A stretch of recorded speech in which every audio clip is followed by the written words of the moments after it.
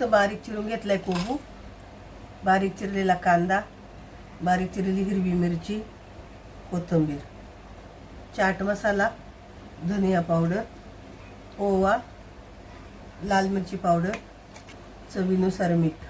हे सगळं मिक्स करून घेऊ आपण.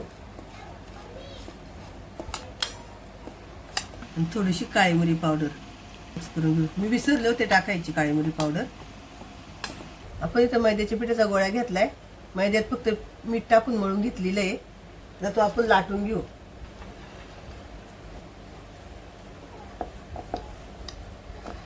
इथं आपली चपाती लाटून झाली.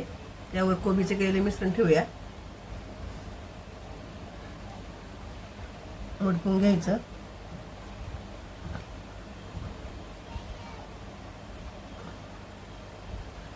पीठ टाकून आपल्याला लाटून घ्यायचे. आता हे आपला पराठा लाटून तयार आहे. आता आपण भाजून घेऊ. तव्याला थोडंसं तेल टाकूया. त्यावर पराठा ठेवूया आणि दोन्ही साईडनं आपल्याला भाजून घ्यायचा आहे गुलाबी कलर येईपर्यंत. आपण तेल लावून घेऊया.